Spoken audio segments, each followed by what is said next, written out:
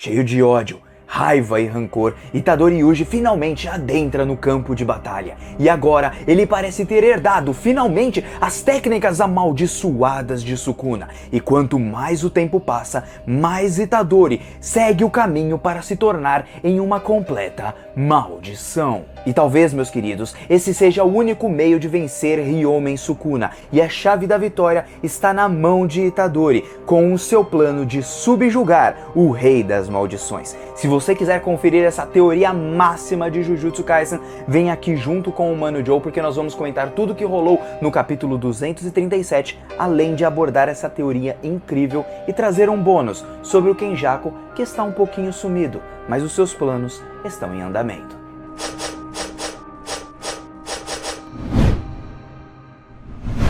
E aí galera do canal do Mano Joe, como vocês estão? Espero que todos estejam muito bem e hoje para mais um capítulo de Jujutsu Kaisen. Antes de mais nada, eu já quero agradecer aqui ao Bruno que traduziu o capítulo pra gente, junto com o pessoal da Kaisen Backup, beleza? Agradecimentos aqui necessários a eles e o link para ler o capítulo está aqui embaixo, tá bom? E sem mais enrolação, não vou pedir nada aqui pra vocês, apenas que vocês me acompanhem até o final do vídeo, porque eu tenho uma teoria que eu fiquei matutando ela conforme o tempo foi passando e eu quero aqui contar para vocês como Itadori Yuji vencerá Sukuna no final. Será que vai ser nessa batalha de agora? Será? Bom, fica até o final do vídeo que você vai entender. Primeiramente, vamos comentar aqui, claro, o capítulo.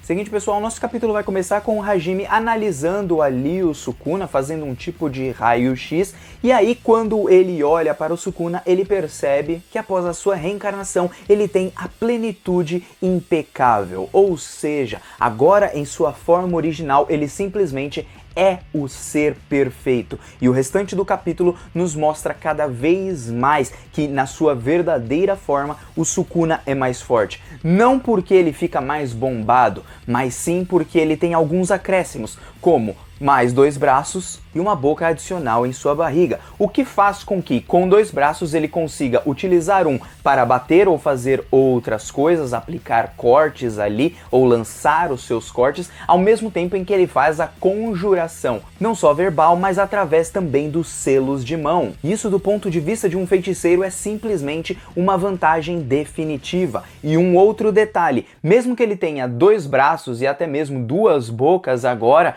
ele ainda continua se mantendo perfeito porque as suas funções corporais elas não são atrapalhadas, ou seja, um braço não atrapalha o outro, um olho não atrapalha o outro e muito menos uma boca atrapalha a outra. Então ele ganha muita força com isso. Não força física de fato, embora ele seja muito bombado. Ele ganha muita força porque ele consegue imbuir na sua perfeição, na sua plenitude ali, a energia amaldiçoada, reforçar com energia amaldiçoada os seus braços, socos e aplicar golpes muito mais poderosos. Porque vocês se lembram, no começo da batalha do Gojo contra o Sukuna, o que ele fez para que o seu vazio roxo atingisse 200%? Bom, ele simplesmente fez vários encantamentos, não só ele, junto também com a Utahime e o Gakuganji, e foi explicado pra gente que no mundo Jujutsu, conforme você faz mais conjurações verbais, ou então que você faz selos de mão, você deixa tudo mais perfeito e você consegue uma eficiência cada vez maior. E é então que, continuando aqui o nosso capítulo, pra gente ter a noção de que sim, o Rei das Maldições é realmente o Sukuna, e eu imagino que ele, nessa forma reencarnada, ele lutaria contra o Gojo de uma forma muito mais fácil, mas esse é um achismo meu, tá bom? Principalmente pelas conjurações verbais, esse tipo de coisa, porque ajudaria ele em vários momentos ali que na luta ele teve uma certa desvantagem, embora ele ainda tivesse as 10 sombras e utilizou, claro, o Mahoraga para descobrir como passar do Mugen. E é então que é contado um pouquinho sobre a Era Heian, quando o Sukuna ele derrotou todos ali do clã Fujiwara, os Corpos Celestes e os 5 generais tigres que eram da casa dos Fujiwara, e aqui que vem um detalhe, acho que Fujiwara eles herdam ali o nome de Zenin mais pra frente, pelo menos é o que eu imagino. Ele também derrotou ali o pessoal do clã Abe, que eu imagino que seja do clã Kamo, e também tem o clã do Sugawara, que olha só, a nossa anjo, ou o anjo na verdade, parece que era um homem mesmo, também foi derrotado numa dessas, ou seja, os seus remanescentes ali do clã Sugawara também foram derrotados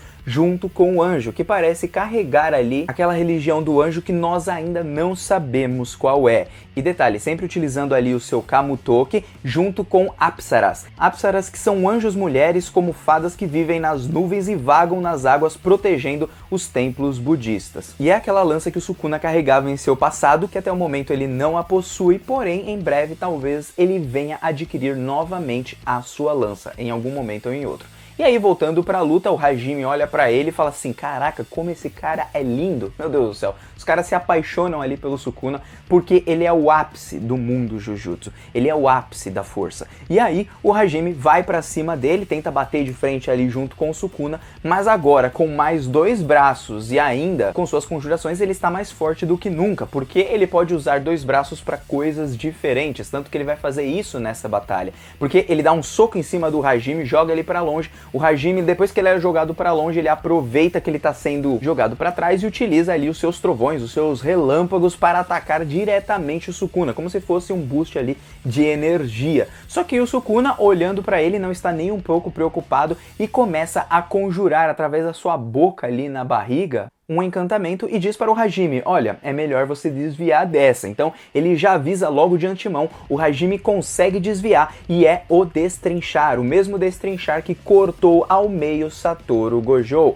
Então ele joga ali um corte que corta o próprio mundo e é realmente um corte absurdo. E claro, alguns de vocês devem se perguntar como que o Satoru Gojo foi derrotado. Bom, gente, primeira coisa e única coisa que faz com que nós pensamos que bom, tem alguma coisa errada nos capítulos passados, são as falas do Kusakabe. O Kusakabe é quem diz que o Sukuna já não tinha mais energia direito, não conseguiria utilizar a amplificação, nem nada do tipo. Então o Kusakabe ele apenas analisa. E o Kusakabe é um cara que a todo momento em sua análise falava, ah, isso é impossível, ah, isso é impossível. Bom, parece que o impossível para ele aconteceu, porque o senso comum não se aplica à luta desses dois. Bom, brincadeira, gente, brincadeiras à parte, o Kusakabe, ele estava equivocado nos seus pensamentos, e é por isso que o Satoru Gojo, ele foi derrotado. Todo mundo pensou que ele estava de boa, ele estava bem, estava se recuperando, mas no final o Sukuna ainda era muito superior, e foi apenas com uma única mão que ele conseguiu lançar os seus cortes em Satoru Gojo e o matou.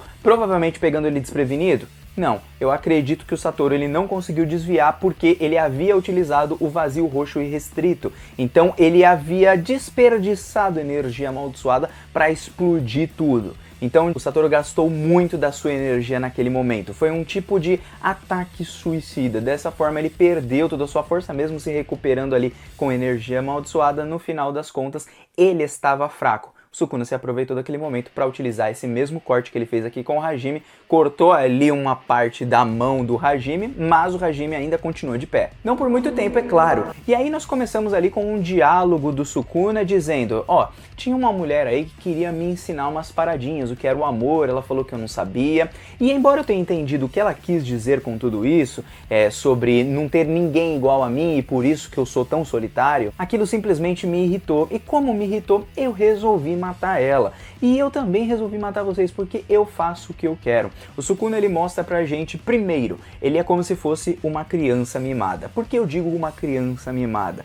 Porque ele simplesmente faz o que ele quiser. O Sukuna é o auge de toda a liberdade extrema, a liberdade de fazer tudo o que quer. Se ele quer roubar, ele rouba. Se ele quer comer, ele come. Se ele quer sair, ele sai. Se ele quer fazer o que quiser, ele faz, porque ele é o auge de toda a liberdade. Ele não faz as coisas dependendo de outras pessoas. Ele não tenta se conectar com outras pessoas. Ele simplesmente faz porque ele vive por si mesmo, que é o que a própria Uro Takako diz lá no arco de Sendai, quando ela fala que uma pessoa como Sukuna é alguém que tem um senso muito grande de si mesmo, e realmente ele tem. E por que eu digo que ele é uma criança mimada? Porque, bom, ele faz tudo o que ele quiser, ele acha que ele pode tudo, porque ele simplesmente é o mais forte, ele gosta de ser adorado, mas ele não liga se ele vai ser adorado ou não. Ele apenas entende que ele é adorado por ser muito forte, até porque é como se ele fosse um próprio deus. Por isso que ele começa a falar que o Satoru, a Yorozu e até mesmo o Hajime não entendem o que ele está falando,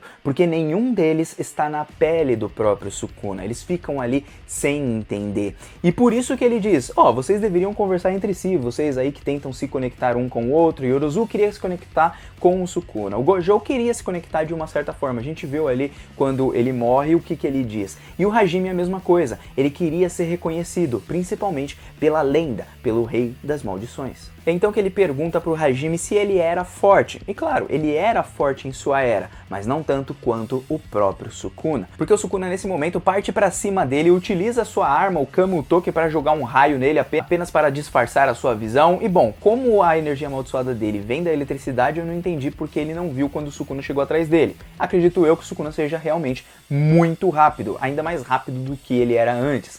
E aí, quando o Hajime vai tentar contra-golpear quando o Sukuna aparece atrás dele, o Sukuna com duas mãos, olha só a vantagem, né? Segura as mãos dele e depois com as outras dá socos na barriga, deixando o Hajime completamente na pior. Depois disso vai batendo nele, joga ele longe, o Hajime vai tentar utilizar mais um de seus golpes, mas quando ele estava pronto para lançar algum tipo de golpe, o Sukuna utiliza os mesmos cortes que mataram Satoru Gojo, só que dessa vez em cubinhos. Então pode ser que ele tenha utilizado essa mesma coisa para acabar com Satoru Gojo e apenas um corte o atravessou, ou só foi um corte direto. E aqui vai o detalhe, gente, o destrinchar é o nosso desmantelar. O desmantelar é aquele corte puro, é o corte que você só corta, você não se adapta a nada. Só que como o destrinchar ele está sendo usado de uma forma irrestrita e pura, ele simplesmente corta o próprio espaço, ele corta o próprio mundo. Ele não tem um alvo de uma técnica, é simplesmente um corte, só que dessa vez não vai ser simplesmente um corte, vai ser um corte que vai cortar tudo naquele espaço, vai cortar até o próprio ar. E assim, finalmente o Hajime encontra o seu lugar de paz, o lugar no quinto dos infernos, porque ele acaba morrendo. É então que nós entramos naquele mundo de pensamento, onde os dois têm ali uma conversa,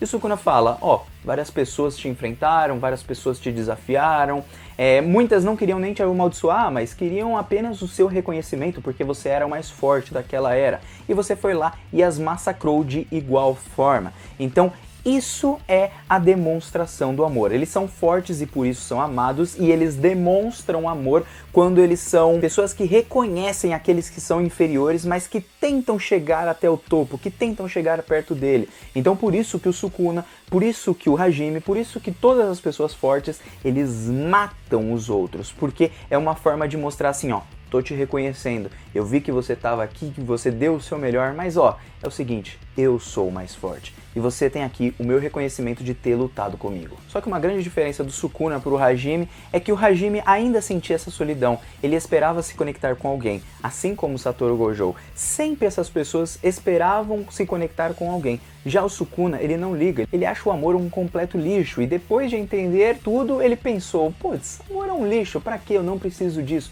eu não preciso depender de ninguém. Se eu quero comer, eu como. Se eu quero fazer tal coisa, eu faço. Eu vivo a minha própria liberdade. E se vocês não conseguem me entender, isso é um problema de vocês. Eu vivo dentro das minhas próprias possibilidades. Então tudo que ele pode fazer, ele faz, porque são suas próprias possibilidades e ele não vive em decorrência do outro. E como ele é também um grande canibal, ele percebe que os humanos, eles têm um sabor passageiro, mas têm um sabor diversificado. Então dá para você conhecer vários pratos por aí, então dá para matar um tempo até o dia da sua morte. Então praticamente o Sukuna não responde, mas ao mesmo tempo ele responde o porquê ele se tornou em um objeto amaldiçoado e quis viver através das eras, porque ele queria ainda experimentar mais das pessoas. E embora o Sukuna diga que não depende de ninguém, sem as pessoas ele não teria o prazer que ele tem hoje. Então ele ainda não percebeu esse tipo de coisa e é algo que provavelmente ele vai aprender através de Itadori Yuji. E já eu explico para vocês, tá bom? Porque o Itadori é a única prisão para um ser que quer ser totalmente livre.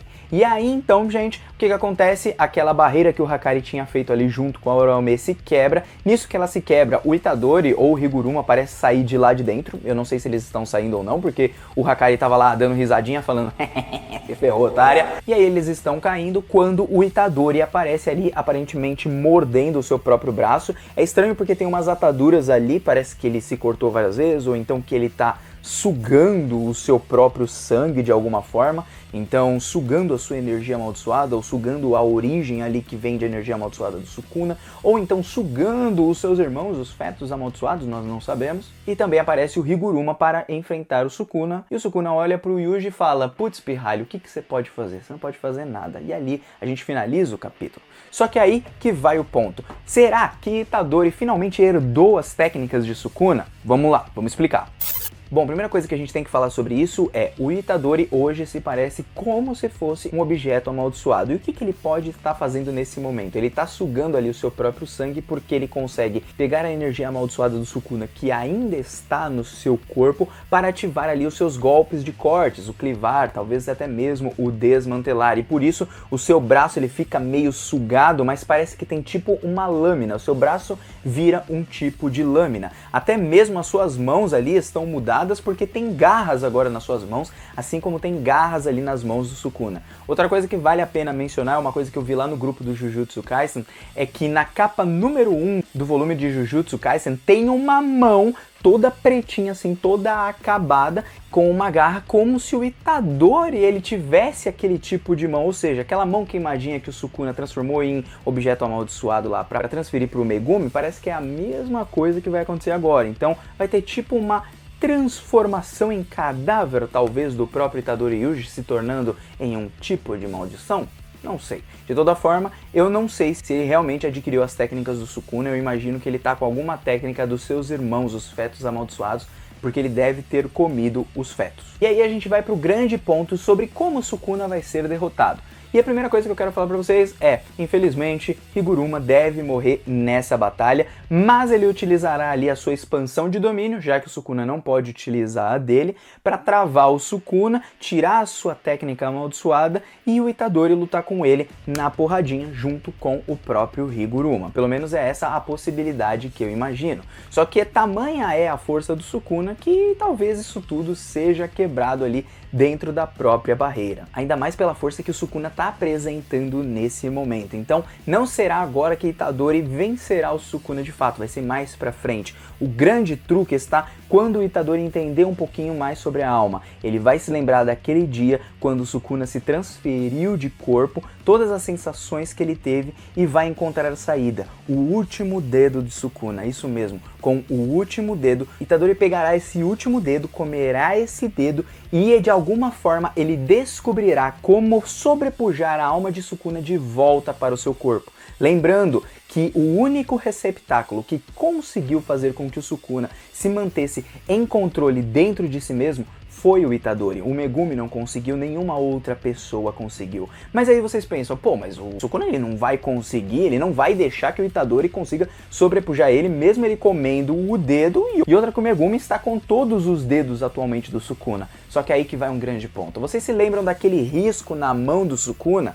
Talvez aquilo não significasse o que a gente imaginava, como se fosse o Megumi lutando contra o próprio Sukuna. Na verdade, aquilo significava que aquele receptáculo, em algum momento, ele não seria capaz de suportar o tamanho do Sukuna. Dessa forma, o único capaz disso é o Itadori Yuji. E graças a isso, o Sukuna ele não vai conseguir aguentar muito tempo em sua forma. E é nesse momento que o Itadori vai aproveitar, comer o último dedo, sobrepujar o Sukuna para dentro de si novamente, o prender em uma prisão e finalmente escolher o caminho da morte. Cercado ali de todas as pessoas, de todos os seus amigos e salvar até mesmo a alma de Megumi. Pelo menos é isso que eu acredito. Gostaria de saber o que vocês acham dessa teoria. A outra coisa que eu quero comentar aqui para vocês é sobre o Kenjaku. O Kenjaku disse lá no capítulo 93, na luta contra o Mahito, que o Sukuna ele só era um plano de contingência para segurar Satoru Gojo. E isso, em partes, é verdade.